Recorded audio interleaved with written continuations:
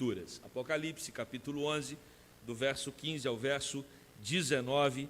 Eu quero que você acompanhe, por favor, a leitura que farei desse texto. Diz assim a palavra do nosso Deus: o sétimo anjo tocou a trombeta e houve no céu grandes vozes dizendo: o reino do Senhor se tornou, o reino do mundo se tornou de nosso Senhor e do seu Cristo, e ele reinará pelos séculos dos séculos.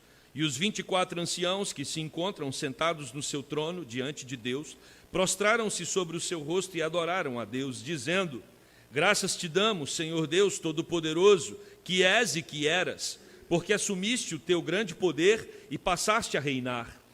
Na verdade, as nações se enfureceram, chegou, porém, a tua ira e o tempo determinado para serem julgados os mortos, para se dar o galardão dos seus servos, os profetas, aos santos e aos que temem o teu nome, tanto aos pequenos como aos grandes, e para destruíres os que destroem a terra. Abriu-se então o santuário de Deus, que se acha no céu, e foi vista a arca da aliança no seu santuário. E sobrevieram relâmpagos, vozes, trovões, terremoto e grande saraivada. Amém. Meus queridos, nós temos o ideal de um mundo melhor e nos esforçamos para isso. Alguns sistemas são criados, desenvolvidos, para que, de alguma forma, nós, como sociedade, possamos avançar. Talvez no Brasil a gente fique um pouco desestimulado a isso, né? Às vezes a gente acha que dá um passo para frente, dois para trás, aí dois para frente, um para trás. É muito complicado. Quando olhamos a realidade, percebemos quantas coisas complicadas, difíceis acontecem no Brasil. Desigualdade social. Quando a gente olha para a questão da saúde, né? O descuidado de tantos hospitais. Irmãos, isso independe de governo, de partido. Entra um, sai, entra o outro, sai. E a gente percebe que o progresso é pequeno, é lento. Quando olhamos onde o Brasil se coloca em termos de educação, é desanimador, desanimador. E aí a gente então começa a construir na nossa cabeça alguns ideais de um país melhor. E geralmente vamos olhar para as referências que nós temos. E uma das referências que nós temos são os países nórdicos. Até o nome é chique, né? Países nórdicos. E eles são denominados por alguns como superpotência da felicidade. E olhamos para lá, geralmente os números desses países são usados para colocar a gente ainda mais para baixo. E percebemos que a impressão é que ali é o céu na terra. São países como a Dinamarca, Islândia, Noruega, Suécia, Finlândia. Esses países, eles têm, por exemplo, os menores índices de corrupção do mundo. A Dinamarca foi considerada, não sei se ainda é, mas foi considerada recentemente o país com o menor índice de corrupção do mundo, gente. Sabe o que é viver num país em que ninguém tem a intenção de trapacear o outro? Em nenhuma esfera. Isso realmente é algo que está muito distante da nossa realidade. E, às vezes, trabalhamos, almejamos, lutamos para desenvolver a nossa sociedade nessa direção. Mas eu tenho uma palavra para você que talvez seja um pouco desanimadora. O mundo está todo mergulhado no pecado. Não é só o Brasil que está mergulhado no pecado e nem só o Sudão, que é um dos países mais corruptos do mundo. O mundo inteiro está mergulhado no pecado. E quando nós olhamos para esse texto que acabamos de ler, o que nós temos aqui é a referência de uma pátria que devemos sonhar com ela. A vara que devemos usar para medir a nossa expectativa de um mundo melhor não são os países aqui da terra. A vara que nós temos é as Sagradas Escrituras, que vão apontar para nós uma pátria justa, amorosa, verdadeiramente honesta, aonde quem é o Rei dos Reis, o Senhor dos Senhores, o Todo-Poderoso, é Jesus Cristo. Essa é a nossa referência, esse é o nosso alvo, esse deve ser o desejo principal dos nossos corações. E esse texto aqui, que fala da sétima trombeta, ele tem um dado muito curioso, porque o versículo 14 do texto, o versículo que precede o texto que lemos, vai dizer que o terceiro ai vai se manifestar agora. São 3 ais. O livro de Apocalipse trata dos 3 ais, Ais no sentido de ai mesmo, de sofrimento. Já tratamos do primeiro, já tratamos do segundo. No versículo 14, anuncia-se o terceiro ai, e o que nós temos, na verdade, é um momento de celebração. Nós temos uma explosão de adoração, e parece que dá um curto-circuito, né, no leitor. Você fala, para aí, mas estava vindo numa sequência de juízo, e de repente vem um tempo de celebração. Não são poucos os textos na Bíblia que tem esse contraste. Se a gente vai também ali para 1 Coríntios, quando Paulo está tratando sobre a divisão da igreja, a igreja estava tendo muitos problemas porque uns crentes estavam se achando melhores do que os outros por causa dos seus dons, e aí Paulo está tratando ali dessa divisão da igreja. De repente, no capítulo 12, ele para de falar do assunto e entra com a poesia do amor, né? Ainda que eu fale a língua dos homens e dos anjos, e Paulo ali descreve uma poesia, e você se pergunta, mas por que essa poesia entrou aqui? É como se Paulo estivesse dando uma bronca na igreja, e de repente ele começa com uma poesia a respeito do amor, e no capítulo 14 de 1 Coríntios, Paulo volta o tema. É a sensação que nós temos aqui no capítulo de número 11, do versículo 15 a 19. Você tem o primeiro ai, o segundo ai, agora é anunciado o terceiro ai, e o versículo 15 fala que quando a sétima trombeta é tocada, o que acontece no céu é uma explosão de adoração. Vozes celestiais proclamam o ponto enfático de toda a Escritura. Qual é o centro da Escritura? O reino de Deus chegou. Se você olhar desde a promessa do Salvador, lá em Gênesis 3, versículo 15, e todo o processo do Antigo Testamento para que Jesus viesse, a vinda de Cristo, o seu ministério, morte e ressurreição, o centro, ou pelo menos uma das teologias centrais de toda a Escritura, é a chegada do reino de Deus. Os discípulos até achavam que Jesus ia assumir o reinado ali naquele tempo, e eles estavam se preparando para isso, né? Tem um texto onde estão disputando quem vai ser o maior. Na verdade, o que estava acontecendo ali é que eles estavam querendo saber quem seria o ministro da economia, quem seria o ministro da agricultura, quem iria ocupar as principais posições do reinado. E Jesus diz que o reino dele não é esse, não é um reino político. E aí, meus irmãos, a gente precisa admitir um primeiro ponto teológico aqui. Não injete as suas expectativas nos poderes políticos.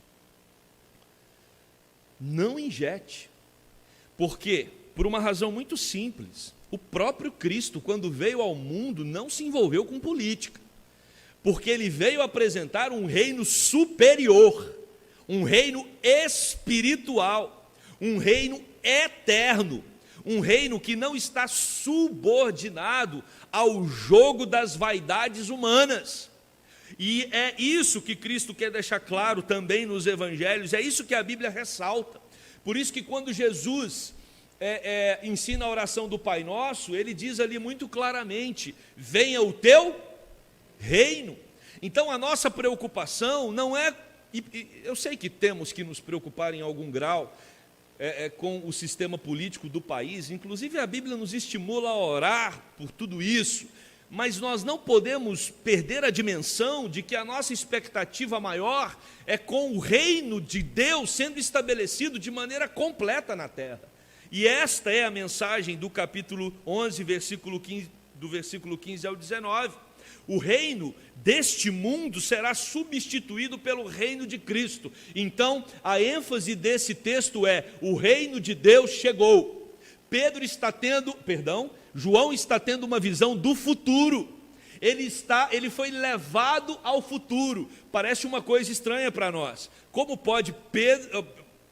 Estou com Pedro na cabeça. Que é isso? Por que Pedro está na minha cabeça? Tem que entender qual a razão disso. João, ele está tendo uma visão, não só uma visão do futuro, mas uma sensação de estar no futuro. É como se ele observasse ali que Jesus Cristo já havia voltado, o reino de Deus já chegou, já se consumou. E aí você fica se perguntando, mas como isso é possível, essa viagem para o futuro? Devemos nos lembrar que Deus não está preso ao tempo. Essa é uma das coisas mais difíceis para nós, porque nós somos seres profundamente cronológicos. Nós estamos mergulhados no Cronos, no tempo vigente. Agora são 12:18. Daqui um pouco é 12:19. 12:15 já passou. Nós estamos presos a essa ordem cronológica. Deus não está. Por isso que alguns textos da Bíblia dão um nó na nossa cabeça. Quando você vai ler lá em Efésios capítulo 1, que Deus nos predestinou, nos escolheu antes da fundação do mundo. Aí você fala assim, mas como Deus pode me escolher antes da queda? Porque para Deus não tem antes, nem presente, nem depois. Deus vê tudo, e o máximo que a teologia consegue entender sobre a eternidade de Deus é que Deus vê tudo num momento só. Para Deus, os 1000 anos passados e os 1000 anos que ainda virão, se é que eles virão, para Deus é tudo a mesma coisa.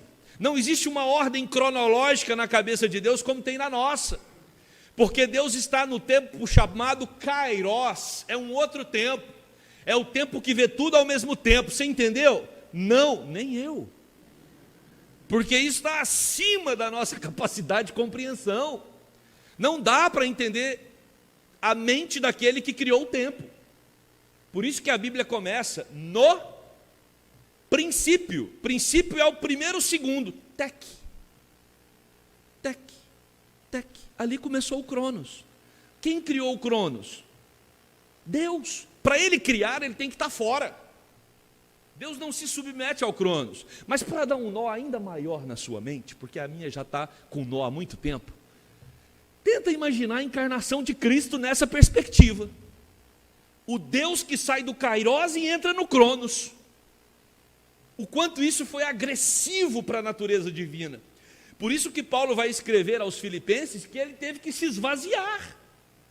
Ele tem que se esvaziar da sua glória, para ele encaixar dentro desse tempo que a gente vive. Esse é um dos mistérios da nossa fé. Como que o Cristo eterno se encarnou. Esse Deus nunca começou e esse Deus nunca vai acabar.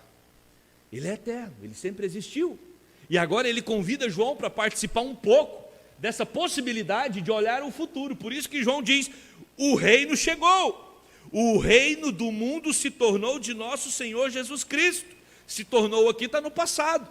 Já se tornou. Ou seja, ele está tendo uma visão do futuro. E esse Cristo vai reinar pelos séculos dos séculos, ou seja, agora o reino de Cristo será eterno e já não haverá mais sofrimento na terra. É o reino celestial, a única realidade por toda a eternidade. Isso, irmãos, não é dito apenas aqui em Apocalipse. Isso alimenta todos aqueles que viveram em Israel e que também viveram no Novo Testamento. Olha só o que diz Daniel capítulo 7, versos 13 e 14. Eu convido você a ler comigo essa passagem lá do profeta Daniel no Antigo Testamento. Leamos juntos. Eu estava olhando nas minhas visões da noite, e eis que vinha com as nuvens do céu, um como filho do homem, e dirigiu-se ao ancião de dias, e o fizeram chegar até ele.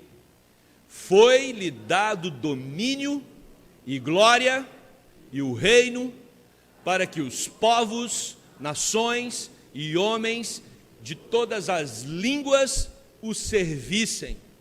O seu domínio é domínio eterno, que não passará, e o seu reino jamais será destruído. O que o autor está vislumbrando aqui no céu, o que João está experimentando, já havia sido profetizado por Daniel, também por Zacarias. Olha o que diz Zacarias 14:9. O texto bíblico vai nos informar o seguinte: o Senhor será rei sobre toda a terra. Naquele dia, um só será o Senhor e um só será o seu nome. Já não haverá mais reino de oposição. O império das trevas vai ser de uma vez por todas arrancado da terra. E Jesus irá reinar em glória por toda a eternidade. Meus queridos, diante dessa realidade, diante dessa verdade, diante dessa maravilha que é prometida em toda a Escritura e agora cumprida É essa visão que João está tendo. O reino chegou. Não tem outra reação nos céus do que se curvar diante desse Deus e adorá-lo. E é isso que nós fazemos todos os domingos aqui e também nas nossas devocionais individualmente. Nós nos aproximamos de Deus na certeza de que aquele que prometeu há de cumprir. Viveremos com Ele num reino justo, num reino onde vai ser marcado pela alegria, pela paz e pelo amor, e essa convicção nos leva à adoração. E olha o que diz o versículo 16: os 24 anciãos, eles então que estavam ali assentados no trono, eles se prostram com o rosto em terra e adoram, porque a promessa de Deus foi cumprida. É interessante, no capítulo 4, versos 10 e 11, Deus é exaltado como Criador e sustentador. Os anciãos se prostram diante de Deus por reconhecer que Ele tem o poder e o domínio sobre todas as coisas. Aqui, o que é celebrado é o fim de um mundo caído e o início do reino eterno de nosso Senhor Jesus Cristo. Esses 24 anciãos são seres celestiais, eles estão assentados no trono, são anjos. E, na verdade, o que os seus corações aqui estão celebrando é que o mundo mau está no fim e introduz-se um novo momento, a eternidade para todos aqueles que um dia confessaram Jesus como Senhor e Salvador.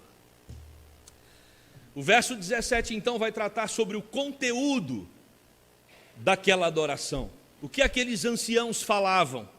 E o texto diz que eles davam graças ao Senhor, eles agradeciam a Deus, o Todo-Poderoso. E aqui nós temos uma curiosidade no versículo 17, que diz que esse Todo-Poderoso é aquele que és e que eras.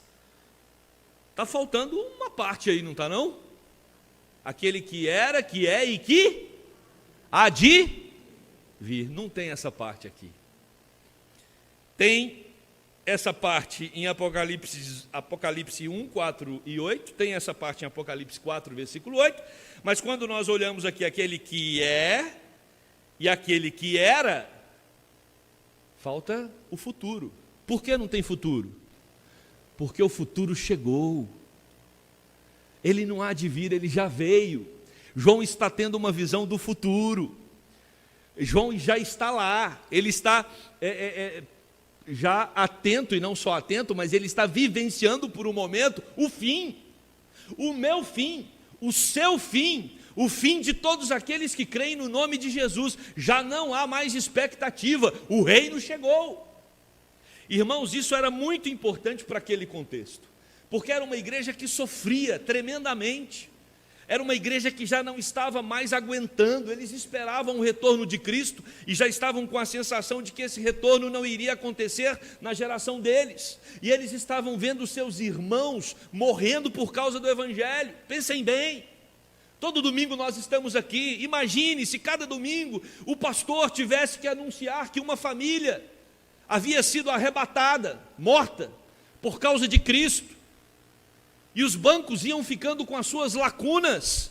Era isso que acontecia na igreja primitiva. Você tem um império romano voraz, porque o imperador era o único que deveria ser reconhecido como Kyrios, Senhor absoluto. O imperador, ele era aquele que desejava a veneração, a adoração.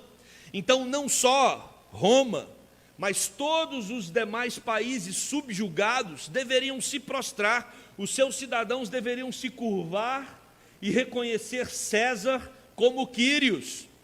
E quando as autoridades chegavam nos cristãos e falavam para eles: olha, vocês precisam reconhecer César como Quírios, os cristãos diziam: não, porque só Jesus é Quírios, só Jesus é Senhor. Não, você precisa, todo mundo reconhece, vocês também devem reconhecer. Eles diziam: nós não reconhecemos. E por isso eles perdiam as suas vidas, porque Jesus Cristo era o Senhor dos seus corações, e não mais César. Por outro lado, os judeus também perseguiam os cristãos, porque eles não aceitavam o governo e a messianidade de Jesus. Para todo lado, gente, era perseguição, para todo lado era crente morrendo, preso. A igreja está cansada. E por isso, João tem essa visão do futuro. Talvez você entrou aqui hoje de manhã cansado, exausto, desanimado. Olha para frente e tem que encarar uma realidade dura, difícil. E está aí com várias indecisões, questões que precisam ser resolvidas. E você olha para esse mundo, as coisas parecem que conspiram contra você. Talvez esse texto aqui seja um texto muito importante para o seu dia. O convite de Jesus é: olhe para o futuro. Olhe para o futuro. O reino de Deus chegou. Ah, pastor, mas ainda estamos no mundo caído. Sim, mas o Deus que fez a promessa é o Deus que cumpre as suas promessas. Ele não falha. Ele não falha. E não tem como dar errado para você. Não é que o seu problema vai ser resolvido do seu jeito. Não é disso que nós estamos falando. As nossas questões vão ser resolvidas de acordo com a vontade de Deus. É Deus quem sabe qual o melhor para nós. E às vezes o melhor para nós, na perspectiva de Deus, é duro, é difícil. Mas o nosso Deus é aquele que nos convida a olhar para o futuro e perceber: está tudo garantido. A vitória é daquele que crê no nome do Senhor Jesus Cristo. Esse vai contemplar a vida eterna que só Cristo pode oferecer. E aí, meus irmãos, o que nós percebemos aqui com muita clareza é que aqueles anciãos estão adorando, bendizendo ao Senhor, dando graças a Ele, porque não há mais expectativa. O reino de Deus já chegou, e isso deve ser o motivo da nossa adoração. A sétima trombeta, então, ela revela uma adoração angelical. Agora sim, no versículo 18 vem o ai, o sofrimento. Diz o seguinte: na verdade, as nações se enfureceram, chegou, porém, a tua ira, e o tempo determinado para serem julgados os mortos. Irmãos, a segunda parte do hino vai tratar agora das nações que se enfureceram e que vão experimentar a ira do Senhor.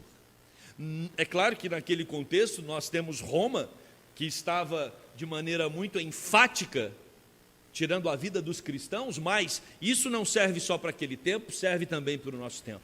Toda hostilidade, toda afronta, toda perseguição aos cristãos, isso vai ser devidamente julgado por aquele que se assenta no trono, o justo juiz. Já tratamos disso aqui. Seria uma injustiça muito grande se os iníquos e os justos, ambos morrem, tivessem o mesmo julgamento, a morte. O que eu quero dizer? O indivíduo fez maldade a vida inteira, aí ele morre. O justo foi justo a vida inteira, aí ele morre. E não vai ter um tribunal depois? A morte aniquila o julgamento? Não. O que a Bíblia nos mostra é que todos, de todas as eras, passarão pelo justo tribunal de Deus. Então não pense o iníquo que se ele morrer, os seus pecados não serão cobrados, porque todos os pecados estarão expostos diante dele no dia do julgamento. Por isso, eu defendo a tese de quem vai para o inferno, aqueles que vão para a condenação eterna, eles vão conscientes de que eles merecem, porque a justiça de Deus os convencerá de que eles devem mesmo serem condenados à morte eterna. E aqueles que vão reinar com Cristo também estarão plenamente conscientes que eles não merecem isso, mas pelo amor e pela graça de Deus e pelo sangue do Cristo que foi crucificado, os seus pecados são perdoados e eles vão ouvir de Deus, vão ouvir do próprio Cristo: vinde benditos de meu Pai. Por isso Jesus faz toda a diferença, e é isso que o versículo 18 vem nos mostrar. Olha o que diz o Salmo, capítulo 2, verso 1, e depois capítulo 2, 4 e 5. O mesmo capítulo, os versos 1, 4 e 5 diz assim: porque se enfurecem os gentios e os povos imaginam coisas vãs. Versículo 4: ri-se aquele que habita nos céus. Deus ri quando as pessoas zombam do seu nome. O Senhor zomba deles. Na sua ira, a seu tempo, lhes dá de falar, e no seu furor os confundirá. O juízo do Senhor virá. E aqui nesse versículo 18, nós temos um recurso poético da língua hebraica. Esse texto aqui está em forma de poesia. Nós já tratamos desse recurso da poesia hebraica chamada quiasmo, quando você tem uma parte do versículo que combina com uma outra. E nós vamos ver aqui, olha, que esse versículo está dividido em duas partes, a parte A e a parte B. A parte A combina, né, uma com a outra, e a parte B também. Olha só a parte A: o tempo do julgamento dos mortos chegou. Quando o reino de Deus chegar plenamente, o julgamento também chegará. E aí a parte A completa dizendo: para que vai ser esse julgamento? Para destruir os que destroem a terra. E a parte B diz o contrário, né? O oposto disso. Também chegou o tempo para recompensar teus servos, os profetas, e os santos e aqueles que têm o teu nome, tanto os pequenos como os grandes. Então esse é um recurso para mostrar claramente que existem apenas dois caminhos: ou nós estamos com Deus e seremos recompensados, não pelos nossos méritos, mas pelos méritos de Cristo, e entraremos na vida eterna e celebraremos o reino de Deus que chegou, ou nós estamos do outro lado e seremos naturalmente condenados.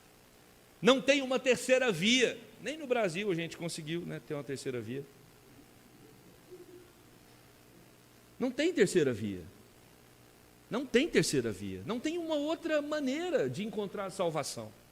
Não há outro caminho. Não há outro caminho entre Deus e os homens, a não ser Jesus. É vida ou morte. Não tem um semi-vida. Ah, não, eu não preciso ir para o inferno, não. Também não preciso ir para o céu, não. Um lugar mais ou menos. Não tem esse lugar mais ou menos.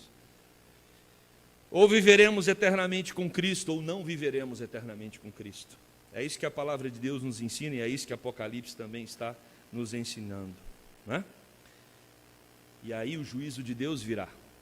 Lex talionis. Os pecadores devem ser julgados pelos seus pecados.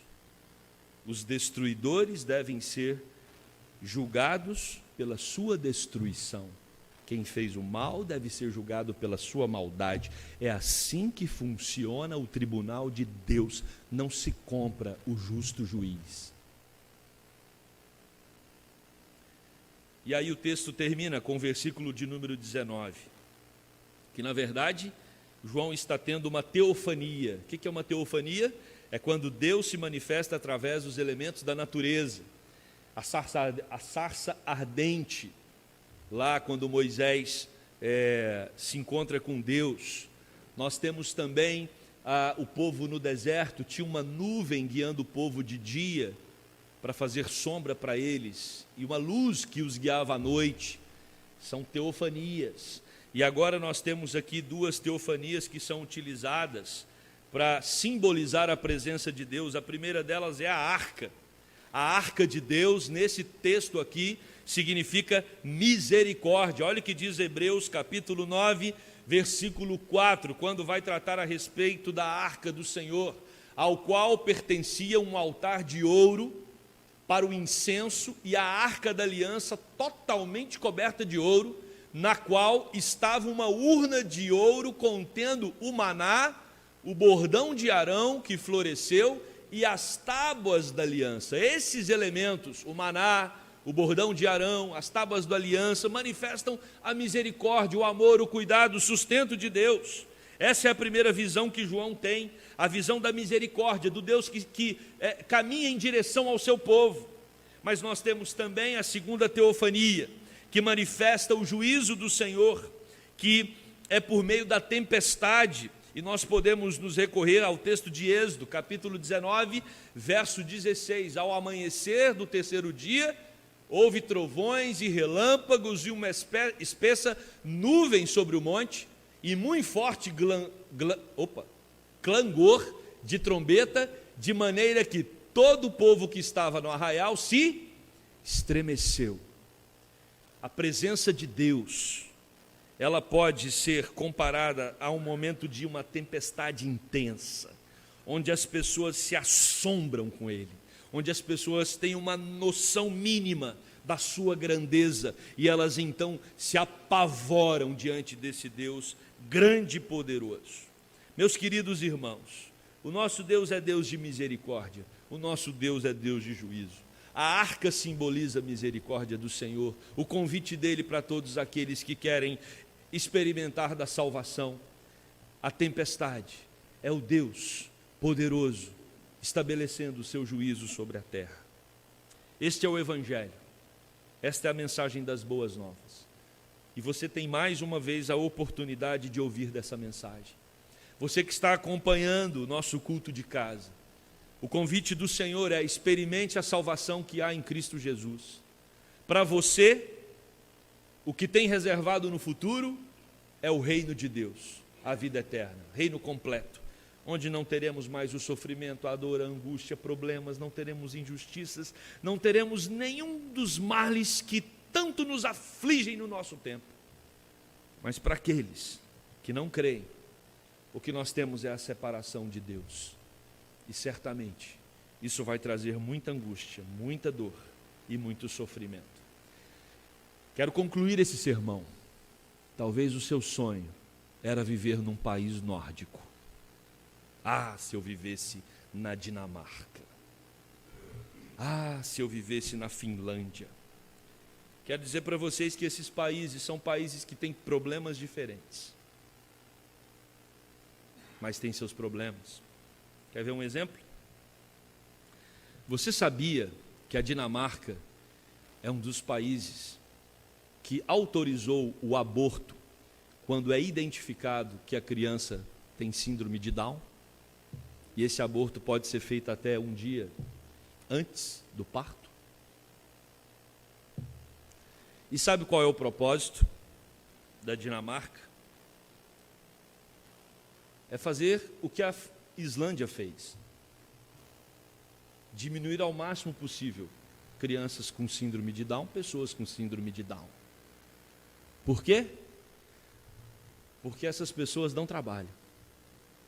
Essas pessoas precisam de um cuidado especial. E o que a gente faz com pessoas que dão trabalho?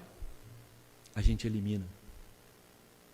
Porque nós precisamos de uma sociedade altamente qualificada. Acho que nós já ouvimos esse discurso há alguns anos atrás.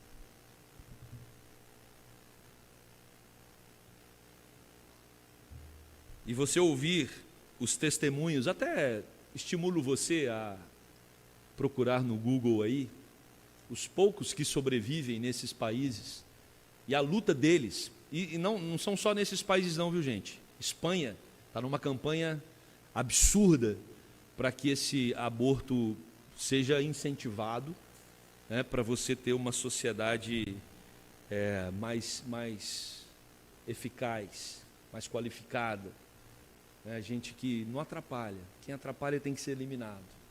E olha que dizer para alguém que um indivíduo que possui síndrome de Down atrapalha, acho que é quase um crime, né? É quase um crime. E eu não sei se eu queria viver num país desse, que matasse com tanta facilidade. Às vezes assustamos com as mortes que acontecem ao nosso redor, mas esquecemos que isso aqui também é um assassinato. Não é igual nós estamos discutindo no Brasil, que já é um ponto a ser considerado e a ser tratado pela igreja, que é o aborto, a decisão da mulher de abortar ou não. É isso que se discute no Brasil. Eu posso ou não posso abortar meu feto? Não é essa a discussão lá. A discussão é: eu quero ter um filho lá. A mulher quer ter um filho, mas ela deixou para ter o filho mais tarde porque ela quis alçar uma carreira profissional. Presta atenção na conta. Então, primeiro eu preciso atingir um status social, eu preciso atingir um patamar na minha carreira profissional. Agora que eu já atingi um patamar na minha carreira profissional, eu quero ter um filho. E todos nós aqui sabemos que quanto mais idade, maior o risco de ter um filho com síndrome de Down. Ah, então, beleza, agora eu quero ter um filho, mas eu não quero ter um filho com síndrome de Down. Governo, resolve isso para mim. Tranquilo, você pode abortar. Um abismo puxa outro abismo. E aí, meus irmãos, não só isso, tá? Lá também, na Dinamarca e nesses outros países, tem os soldados de Odin. Já ouviu falar dos soldados de Odin? Odin era um deus da mitologia nórdica, o deus da sabedoria e da guerra. E você sabe quem são os soldados de Odin? São aqueles que andam pelas ruas desses países para exterminar os refugiados. Você, um brasileiro, latino-americano, resolve viver num país nórdico. Ah, se os soldados de Odin te encontrar lá. Meus irmãos, não se enganem. Não crie expectativa com esse mundo. Esse mundo jaz no nosso sonho, a nossa expectativa, a nossa esperança única é no reino de Deus. E a nossa oração é para que esse reino se estabeleça o quanto antes, porque esse é um reino de vida, de alegria, de paz e de amor. O que está debaixo do sol, como diz Salomão, tudo é vaidade. Correr atrás do vento. A alegria verdadeira só em Jesus Cristo, nosso Senhor e Salvador. Amém? Vamos orar. Querido Deus, ajuste as nossas expectativas. Todos nós aqui queremos uma vida melhor. Estamos lutando para isso. Alguns se preparando academicamente, outros levam os estudos a sério porque sabem que no futuro isso vai contribuir para a sua profissão, para o seu êxito. Outros aqui já estão estabelecidos nas suas profissões e querem sempre oferecer o melhor para as suas famílias. Isso tudo é natural de nós. Às vezes, Senhor, nós almejamos países deste mundo que têm uma melhor qualidade de vida. E quando olhamos Deus com uma lupa um pouquinho, de maneira um pouquinho mais detalhada, percebemos que o pecado também contaminou essas sociedades e o mundo realmente está mergulhado no lamaçal do pecado. Não há, Deus, 1 centímetro sequer nesse planeta que não esteja contaminado pela maldade, pelo pecado e por coisas tão estranhas. Tem misericórdia de nós, ó Deus. Ajuda-nos a termos os corações aquecidos pela vida eterna, pelo céu, por Cristo, pela Tua presença. Que possamos entender muito bem quando Cristo nos ensina a orar, pedindo para que o Teu reino venha. Queremos ser inundados pelo Teu reino hoje ainda, Senhor. Queremos experimentar a Tua presença e somente a Tua presença. Queremos, Deus, ser um povo que busca sempre a companhia do Senhor. Por isso, não permita que os nossos olhos se desviem, Deus, se encantando com coisas desse mundo. Na verdade, a angústia do coração, só Cristo pode resolver. A inquietação, a perturbação, o medo, somente o Senhor pode tirar das nossas almas. Se tem porventura, Deus, alguém aqui que ainda não encontrou Jesus como Senhor e Salvador, que o Senhor se revele a esses corações, que o Senhor derrame da salvação a cada um e que eles possam experimentar da fé que vem do Senhor.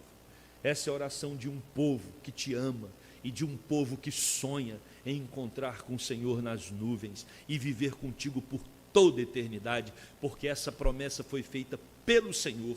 Por isso nós temos a garantia plena de que ela será cumprida. Essa é a nossa oração, oração que fazemos no único nome capaz de salvar, Jesus Cristo, nosso Senhor. Amém.